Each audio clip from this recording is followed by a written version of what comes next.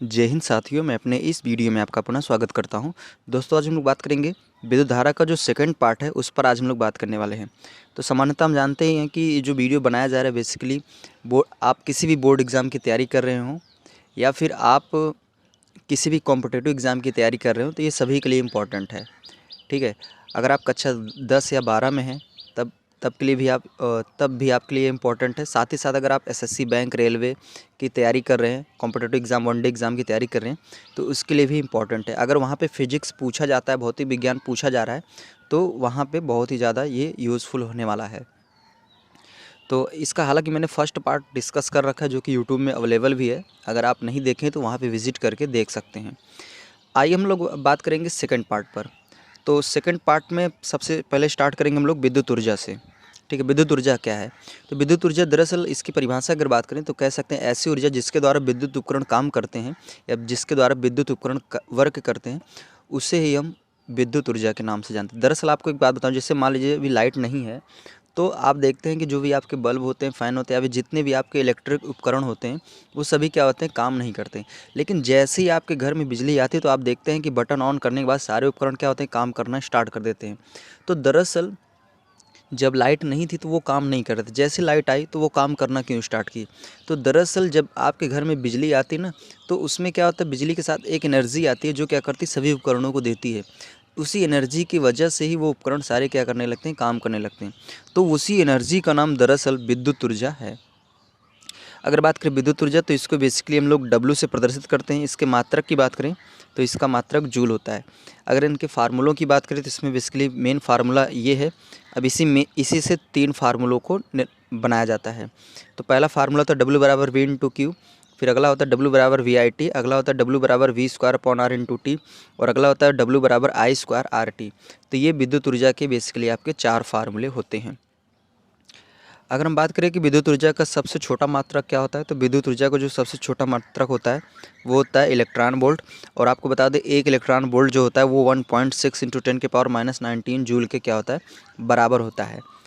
अगर हम बात करें कि विद्युत ऊर्जा का जो व्यवहारिक मात्रक है, व्यवहारिक मात्रक का मतलब जो अपने दैनिक जीवन में दिनचर्या हम लोग यूज करते हैं उसकी बात करें तो विद्युत ऊर्जा का व्यवहारिक मात्रक किलोवाट घंटा या बोर्ड ऑफ ट्रेड यूनिट, इसको शॉर्टकट में बीटीयू कहते हैं। और इसी को संक्षिप्त रूप में, यानी बोर्ड ऑफ ट्रेड यूनिट को ही संक्षिप्त रूप में यूनिट के नाम से भी जानते हैं। और आपको बता दूं कि जो हम लोग के घरों में जो बिजली का जो मीटर लगा होता है, दरअसल वो विद्युत ऊर्जा का ही मापन करता है। ठीक है। और वो जो घरों का मीटर होता है वो विद्युत ऊर्जा का मापन किलोवाट घंटा या बोर्ड ऑफ ट्रेड यूनिट में करता है। सामान्यतः आपने सुना होगा जब बिजली निकालने वाले आते हैं तो यही कहते हैं ना कि आपके घर में 100 यूनिट बिजली खर्च हुई है, आपके घर में 50 यूनिट बिजली खर्च हुई है। तो इस तरह के वो शब्द क्या करते हैं, यूज करते हैं। तो दरअसल वो जो यूनिट शब्द है ना, वो बिजली का एक मात्रक है। यानी बिजली का जो मीटर होता है वो बिजली को बेसिकली यूनिट में या फिर कह सकते हैं किलोवाट घंटा में ही क्या करता है, मेजरमेंट करता है।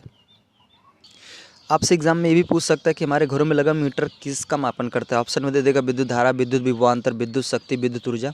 तो ध्यान देना है कि हमारे घरों का जो मीटर होता है वो बेसिकली विद्युत ऊर्जा का क्या करता है, मापन करता है। अब आइए हम लोग बात करेंगे विद्युत धारा का तापीय प्रभाव क्या है। तो विद्युत धारा का तापीय प्रभाव की परिभाषा ये कि अगर किसी भी उपकरण के अंदर, यानी किसी भी विद्युत उपकरण के अंदर अगर विद्युत धारा का प्रवाह किया जाता है तो कुछ देर बाद क्या होता है, वो उपकरण हीट होना स्टार्ट कर देता है, यानी उसके अंदर से गर्मी निकलना स्टार्ट होती है।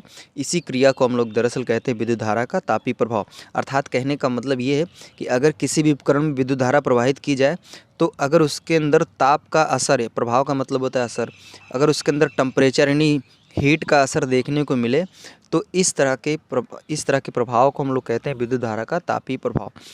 अब बात करेंगे विद्युत धारा के तापीय प्रभाव पर आधारित कुछ उपकरण हमको डिस्कस करना है। यानी कहने का मतलब ऐसे उपकरण जिसके अंदर इलेक्ट्रिक करंट जाती हो तो बहुत ज़्यादा वो हीट क्या करते हो, प्रोड्यूस करते हों। तो बेसिकली हमें उन उपकरणों के बारे में पढ़ना है। तो इसमें सबसे पहला उपकरण आता है विद्युत बल्ब, यानी बल्ब के बारे में हमें जानना है। तो आइए समझते हैं विद्युत बल्ब क्या है। तो अगर बात करें विद्युत बल्ब की परिभाषा की तो कह सकते हैं यह एक ऐसी युक्ति है जो क्या करता है, विद्युत ऊर्जा को प्रकाश में रूपांतरण करता है। अर्थात कहने का मतलब ये है कि जब इसको बिजली मिलती है तो ये अपने अंदर से क्या करता है, प्रकाश को प्रोड्यूस करता है। ठीक है। अगर बात करें कि ये जो बल्ब है ये किस किस पर आधारित ये युक्ति है, तो ये विद्युत धारा के तापीय प्रभाव पर आधारित क्या है, ये युक्ति है। अगर बात करें कि जो बल्ब नॉर्मली जो इनकैंडेसेंट बल्ब जिसको हम लोग पीला वाला बल्ब बोलते हैं, तो अगर बात करें कि पीले वाले बल्ब का जो तंतु होता है यानी फिलामेंट जो होता है वो किसका बना होता है, तो बेसिकली पीले वाले बल्ब यानी इनकैंडेसेंट बल्ब का जो फिलामेंट होता है, तंतु होता है, वो बेसिकली टंगस्टन का बना होता है। ठीक है, टंगस्टन का प्रयोग इसलिए करते हैं क्योंकि इसका क्या होता है, प्रतिरोध अधिक उच्च होता है और ज़्यादा अधिक प्रतिरोध उच्च होने की वजह से ही इसके अंदर क्या होता है, मतलब ज़्यादा ही टेम्परेचर पे जाता है और ये क्या करता है, उसके बाद ये चमकना स्टार्ट कर देता है। तो बल्ब में तंतु के रूप में टंगस्टन का उपयोग किया जाता है जिसका प्रतिरोध क्या होता है, अत्यधिक उच्च होने के कारण जब इसमें विद्युत धारा का प्रवाह किया जाता है तो इसका ताप 1500 से 2500 डिग्री सेल्सियस तक क्या होता है, बढ़ जाता है, जिस कारण यह क्या करने लगता है, चमकने लगता है। और आपको बता दें कि जो टंगस्टन होता है इसका गलनांक बहुत ज़्यादा उच्च होता है, 3400 डिग्री सेल्सियस। यानी कहने का मतलब अगर बल्ब फ्यूज तब होगा, यानी उसका तंतु जो टंगस्टन है वो तब गलेगा जब उसका टेम्परेचर 3400 डिग्री सेल्सियस होगा, उससे पहले वो नहीं गल सकता है। ठीक है, अब आइए बात करते हैं, जैसे अभी आपको सामान्यतः आपने देखा होगा कि अगर हमारे घर में कोई भी पीला वाला बल्ब है, अगर वो कंटिन्यू चल ही रहा है, उसको आप ऑफ़ ही नहीं कर रहे हो, चौबीसों घंटे वो कंटिन्यू वर्क कर रहा है, तो धीरे धीरे क्या होता है, उसका टेम्परेचर ज़्यादा हीट होने की वजह से वो फ्यूज होता है। अगर हमको आवश्यकता अनुसार यूज करें हम लोग और ना आवश्यकता हो तो अगर उसको हमको ऑफ़ करना हो कर देते हैं, तो देखते हैं कि वो बल्ब जो होता है वो काफ़ी दिन तक चलता है। लेकिन अगर कंटिन्यू उसको वर्क पे लगाए रहते हैं तो बहुत ही जल्द वो फ्यूज हो जाता है। ठीक है, तो फ्यूज होने के कारण है कि उसका टेम्परेचर ज़्यादा हो जाता है। अब आइए कुछ नोट पॉइंट पर हम लोग बात करते हैं। अब अगर हम बात करें कि जो कम सामर्थ्य वाले बल्ब होते हैं, यानी जो लो वाट के होते हैं, जैसे वो 0 वाट या फिर 0 वाट का नहीं बल्ब होता, नॉर्मली 1 वाट 2 वाट के बल्ब होते हैं, 5 वाट के बल्ब होते हैं। ठीक है, और उससे कम की बात करें यानी 5 वाट से कम के बल्बों की अगर बात करें तो कम सामर्थ्य वाले बल्बों में निर्वात होता है, यानी उसमें किसी प्रकार की कोई गैस नहीं भरी होती है। जबकि बात करें जो अधिक सामर्थ्य यानी जो उच्च शक्ति वाले बल्ब, जैसे आपके 100 वाट के बल्ब, 200 वाट के बल्ब पीले वालों की बात करें, तो जो अधिक सामर्थ्य वाले जो बल्ब होते हैं उसमें निष्क्रिय गैसें भरी जाती हैं। निष्क्रिय गैसें का मतलब ये है कि ऐसी गैसें जो किससे क्रिया ना करें, यानी किसी से वो रिएक्शन ना करें, तो ऐसी गैस को हम लोग निष्क्रिय गैस कहते हैं। तो नॉर्मली अगर बात करें कि पीले वाले बल्ब में, तो उसमें नाइट्रोजन एवं आर्गन गैस क्या होती है, भरी जाती। ठीक है, तो कोई पूछे नाइट्रोजन और आर्गन आर्गन ही गैस क्यों भरी जाती है, दरअसल ये निष्क्रिय गैस होती हैं और ये क्या होती हैं कि ये ऑक्सीजन के साथ क्रिया नहीं करती हैं। ठीक है, तो ध्यान देना है कि निष्क्रिय गैसें और नाइट्रोजन और आर्गन, ध्यान देना ये होती हैं क्योंकि निष्क्रिय गैसों द्वारा तंतु का जो ऑक्सीकरण होता है एवं वाष्पीकरण नहीं होता है, यानी ऑक्सीजन के कांटेक्ट में आने से ये क्रिया नहीं करती हैं। अच्छा, अगर बात करें कि नाइट्रोजन और आर्गन गैस भरने से फ़ायदा क्या होता है, तो इससे फ़ायदा ये होता है कि जो बल्ब होता है उसकी दक्षता बढ़ जाती है। ठीक है, और उसकी आयु में क्या होती है, बढ़ोतरी हो जाती है, ये होता है। अगर बात करें कि यदि बल्ब में वायु होगा तो बल्ब का जो तंतु होगा ना, वो क्या होगा, ऑक्सीजन के साथ क्रिया करके गर्म होकर टूट जाएगा, अर्थात वो बल्ब क्या होगा, फ्यूज हो जाएगा। एक इम्पॉर्टेंट पॉइंट हमने यहाँ पे लिखा है कि अगर आपको ये जानना है कि जो एलईडी बल्ब होता है, नॉर्मली हमारे घरों में जो वाइट वाला बल्ब यूज होता है, जो वाइट प्रकाश देता है एलईडी बल्ब, वो उसमें कौन सी गैस भरी जाती है, तो ध्यान देना है कि वाइट वाले बल्ब में कोई भी गैस नहीं भरी जाती है। सामान्यतः आपने देखा होगा कि जो एलईडी बल्ब होता है उसके ढक्कन को आप ओपन भी कर देते हो तब भी देखते हैं वो जलता रहता है। लेकिन अगर जो पीला वाला बल्ब है, अगर उसके कांच को तोड़ के अगर हटा के उसको जलाए ना तो तुरंत ही फ्यूज हो जाएगा। फ्यूज इसलिए हो जाएगा क्योंकि वो फिर ऑक्सीजन के कांटेक्ट में आने की वजह से जो तंतु है वो फिर भंगुर हो जाएगा, मतलब वो ख़राब हो जाएगा, किसी काम का नहीं रहेगा और वो टूट के हट जाएगा, फिर बल्ब आपका क्या होगा, फ्यूज हो जाएगा। लेकिन अगर बात करें एलईडी बल्ब की तो इसमें किसी भी प्रकार की कोई भी गैस नहीं भरी जाती है। अब इसी तरह विद्युत धारा के तापीय प्रभाव पर आधारित हम दूसरी युक्ति पर बात करते हैं जिसका नाम है विद्युत इस्त्री, जिसको हम लोग अंग्रेजी में इलेक्ट्रिक प्रेस कहते हैं और नॉर्मली हम लोग इसको अपना कपड़ा वगैरह प्रेस करने में यूज करते हैं। तो अगर हम बात करें कि विद्युत इस्त्री क्या है, तो ये दरअसल विद्युत धारा के तापीय प्रभाव पर आधारित ये भी एक युक्ति है और इसका काम होता है कि ये विद्युत ऊर्जा को क्या करता है, ऊष्मा में रूपांतरण करता है। अर्थात कहने का मतलब ये है कि जब इसके अंदर क्या करेंगे, आप बिजली का प्रवाह करेंगे तो ये क्या करेगा, अपने अंदर से हीट को क्या करेगा, प्रोड्यूस करेगा। ठीक है, जैसे भी बल्ब की बात की तो अपने अंदर से क्या किया था, विद्युत ऊर्जा को प्रकाश में ट्रांसफ़र किया था। तो उसी तरह विद्युत इस्त्री यानी इलेक्ट्रिक जो प्रेस होता है ये क्या करता है, अपने अंदर से हीट को प्रोड्यूस करता है। अगर बात करें कि इसमें जो तापक तार यानी जो इसमें हीटिंग प्रोड्यूस करने वाला जो उपकरण होता है वो कौन होता है, तो इसमें तापक तार के रूप में नाइक्रोम का यूज किया जाता है। नाइक्रोम दरअसल एक मिश्र धातु है। इसमें से बात करें तो क्रोमियम जो होता है ये 20% होता है और निकिल जो होता है वो 80% होता है। ठीक है, इस नाइक्रोम में अब अगर आपके मन में प्रश्न ये उठ रहा है कि नाइक्रोम का यूज क्यों करते हैं, तो दरअसल नाइक्रोम का यूज इसलिए करते हैं क्योंकि ये उच्च ताप पर ये गलता नहीं, यानी इसका बहुत ज़्यादा टेम्परेचर अगर हाई कर दिया जाए फिर भी ये क्या होता है, ये इसके अंदर ये गलता नहीं, यानी गलनांक इसका जो होता है बहुत ज़्यादा हाई होता है।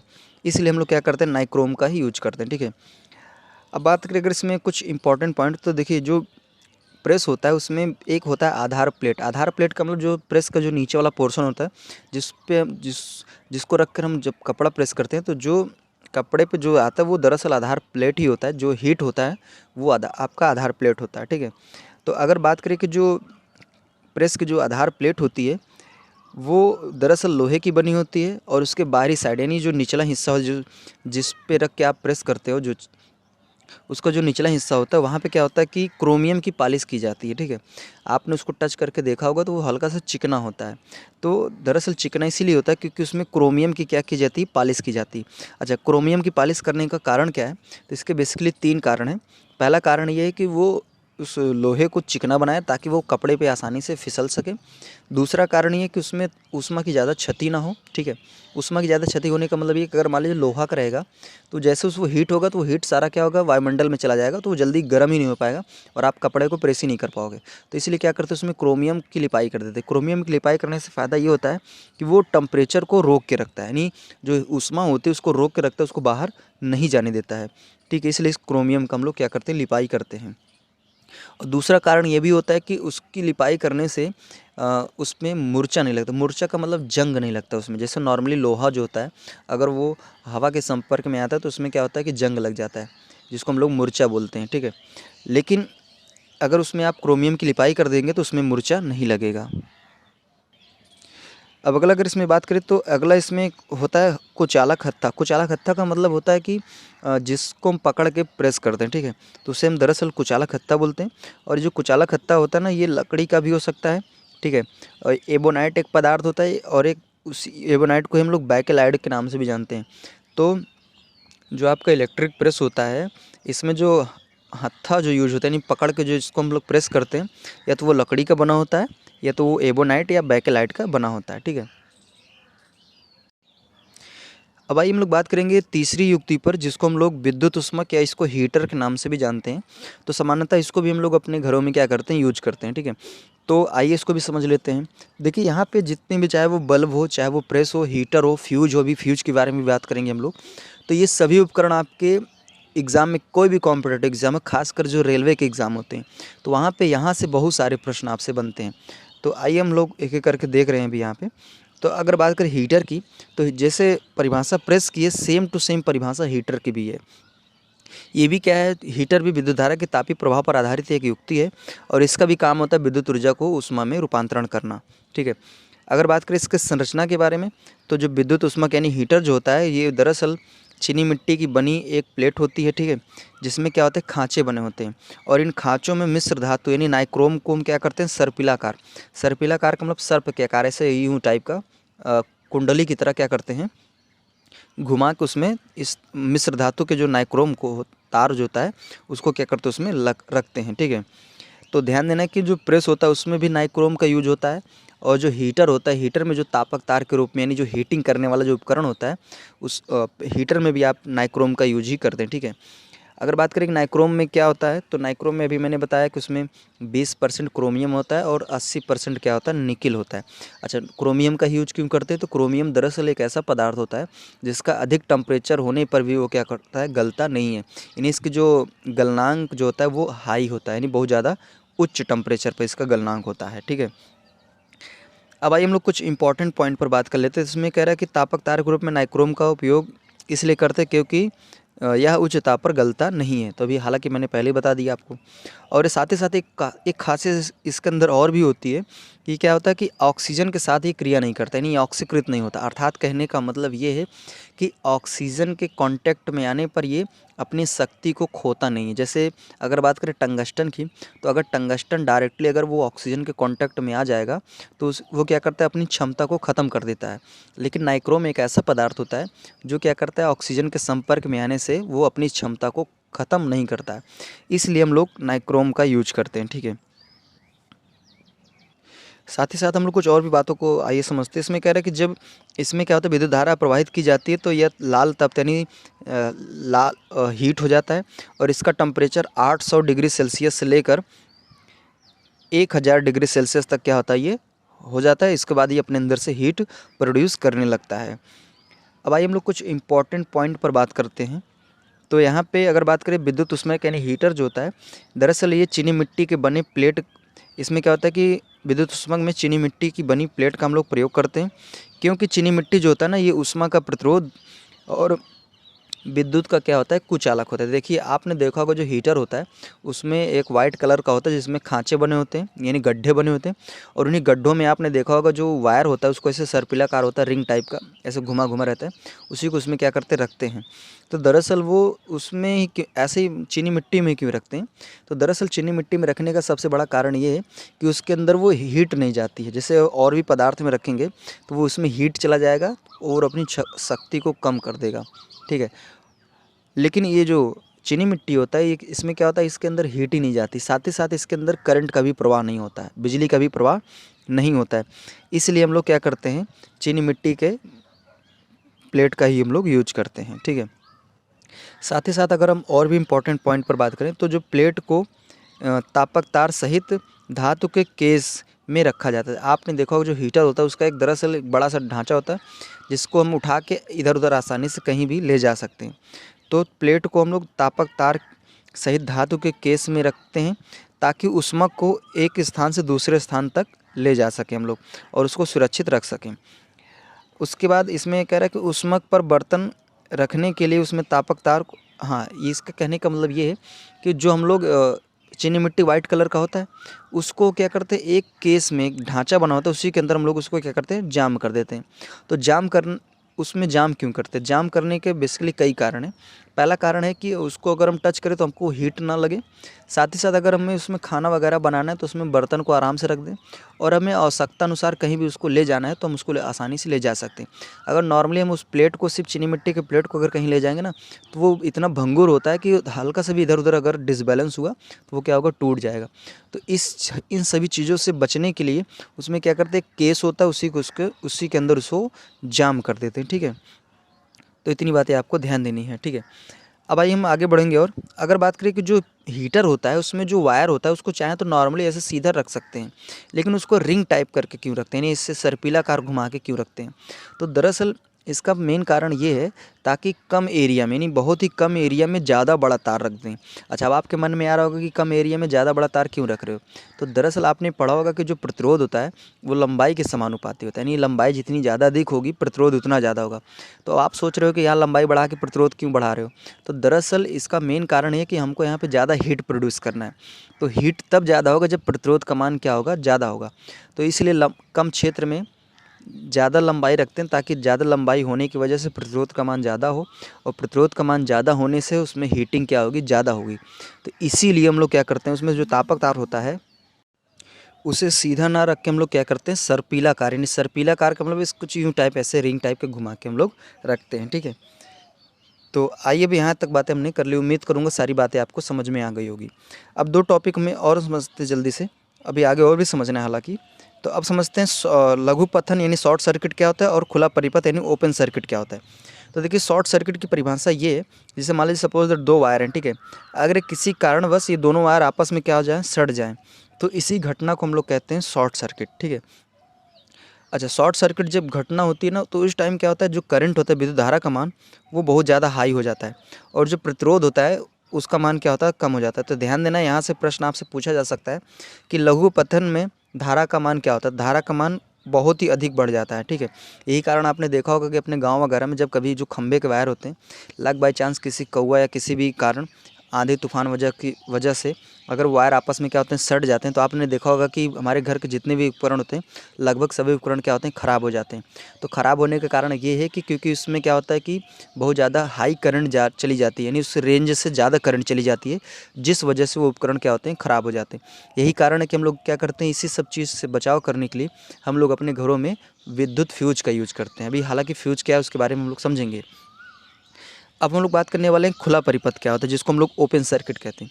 तो खुला परिपथ की परिभाषा ये, जैसे मान लीजिए अगर कोई वायर है, अगर ये किसी कारणवश या ज़्यादा खिंचाव के कारण या और भी किसी कारण की वजह से अगर ये बीच में क्या हो जाए, ब्रेक हो जाए यानी टूट जाए, तो इस क्रिया को हम लोग कहते हैं खुला परिपथ, ठीक है। और इसमें क्या होता है कि जो खुला जब परिपथ यानी तार जब टूट जाता है, तो उस टाइम जो होता है करंट जो होती है यानी विद्युत धारा, उसका मान 0 हो जाता है, यानी उसमें करंट जाती ही नहीं है। साथ ही साथ अगर बात करें प्रतिरोध का मान, तो उस टाइम प्रतिरोध का मान क्या होता है, अनंत हो जाता है। तो इतनी बातें आपको ध्यान देनी है।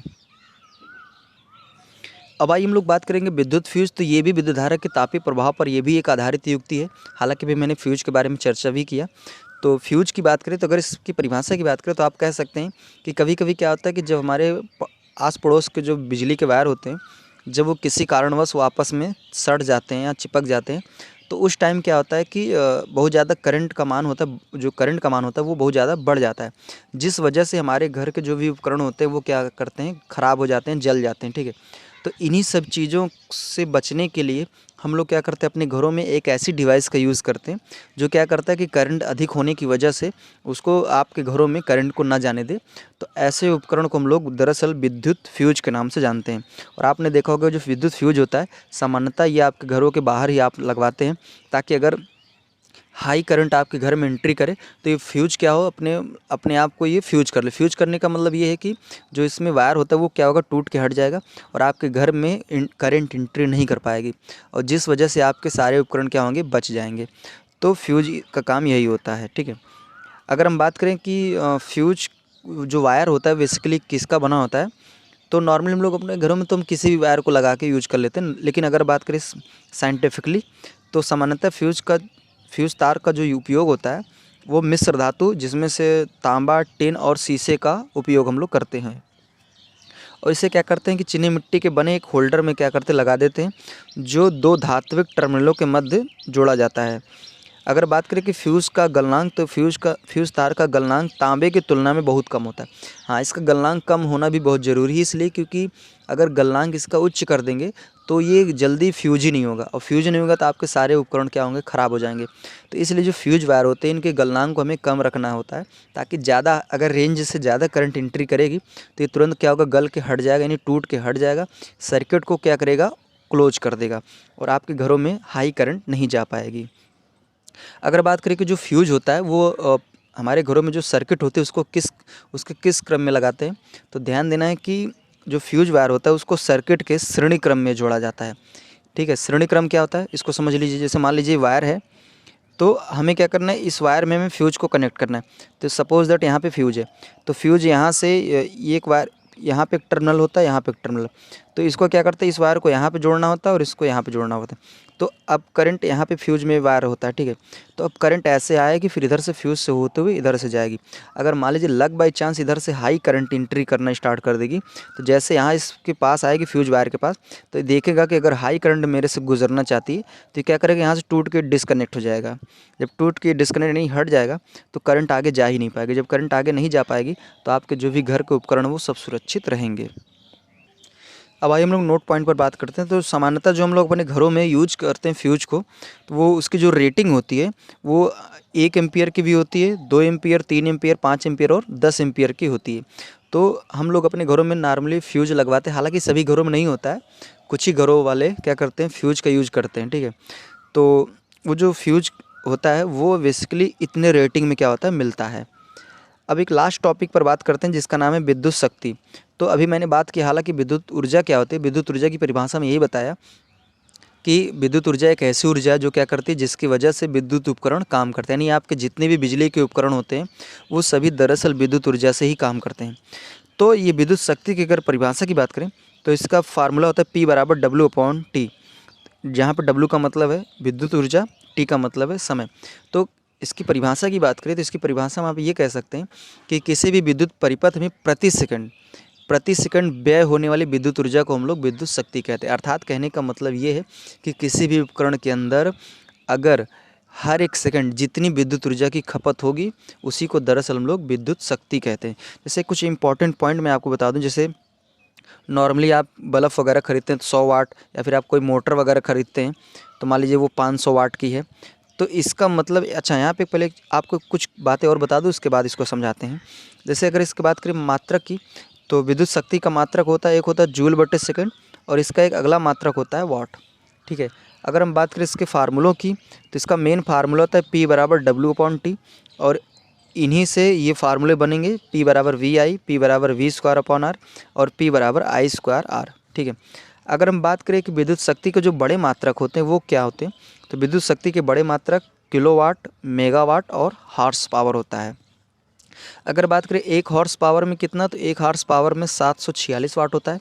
अगर बात करें 1 किलोवाट में कितना, तो 1 किलोवाट में 1000 वाट होता है। और अगर बात करें 1 मेगावाट में कितना, तो 1 मेगावाट में 10 लाख वाट के क्या होता है, बराबर होता है। अब आइए हम लोग इसको समझते हैं।